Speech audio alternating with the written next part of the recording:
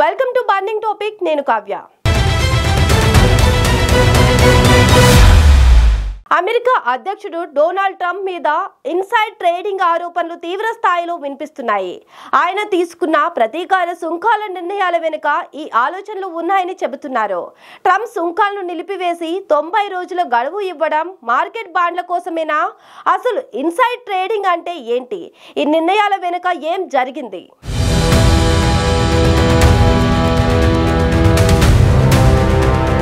తన సుంకాలతో ప్రపంచ దేశాలను వణికించిన ట్రంప్ ఒక ఊహించని నిర్ణయం తీసుకున్నాడు. చైనా మినహా అన్ని దేశాలపై విధించిన ప్రతీకార సుంకాలను 90 రోజుల పాటు నిలిపివేశాడు.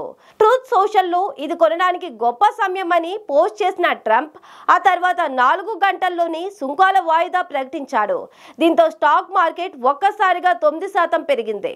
ఈ సమయంలో ట్రంప్ మీడియా స్టాక్ 22% పెరిగింది.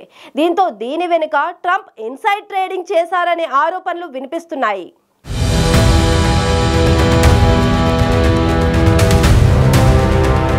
ఇన్సైడ్ ట్రేడింగ్ అంటే ఏంటి? స్టాక్ మార్కెట్ లో ఇది ఒక అక్రమ ఆలోచన. బహిరంగంగా తెలియని సమాచారంతో స్టాక్ మార్కెట్ లో కొనుగోలు లేదా అమ్మకాలు చేయడంను ఇన్సైడ్ ట్రేడింగ్ అంటారు. ట్రంప్ పోస్ట్ చేసిన కొద్ది గంటల్లోనే సుంకాలను వాయిదా వేయడం, మార్కెట్ లో భారీ లాభాలు రావడం, దీన్ని చూసి డెమోక్రాట్లు ఇన్సైడ్ ట్రేడింగ్ ఆరోపణలు చేశారు. ట్రంప్ సన్నిహితులు ఈ సమాచారంతో లాభం పొందాలని విమర్శిస్తున్నారు.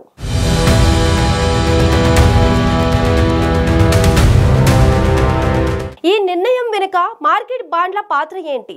ఏప్రిల్ 8 నాటికి అమెరికా 10 ఏళ్ల ట్రెజరీ బాండ్ ఈల్డ్ 4.45% చేరింది. గతంలో ఇది 4% కంటే తక్కువగా ఉంది. బాండ్ ఈల్డ్ పెరగడం అంటే రుణ ఖర్చు పెరుగుతుందని అర్థం. గత వారం స్టాక్ మార్కెట్ 5 to 10% పడిపోయింది. ఈ ఒత్తిడి వల్ల ట్రంప్ వెనక్కి తగ్గాన్ని నిపుణులు అంటున్నారు. ఇది ఆర్థిక వ్యవస్థను కాపాడే ప్రయత్నమా లేక లాభాల కోసమా అనే ప్రశ్న కూడా తలెత్తింది.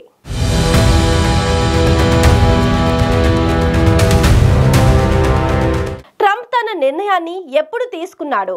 ఈ ప్రశ్నకు ట్రంప్ సమాధానం గందరగోళంగా ఉంది. ఉదయం గత కొన్ని రోజులుగా ఆలోచిస్తున్నా అన్నాడు. దీన్ని బట్టి ఆయన సన్నిహితులకు ముందుగానే సమాచారం ఉందా అనే అనుమానం వస్తుంది. డెమోక్రాట్ నాయకులు ఈ విషయంపై విచారణ డిమాండ్ చేస్తున్నారు.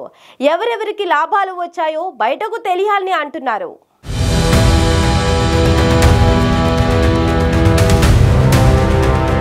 ఇన్సైడ్ ట్రేడింగ్ ఆరోపణలపై వైట్ హౌస్ స్పందించింది. ఇన్సైడ్ ట్రేడింగ్ ఆరోపణలను ఖండించింది.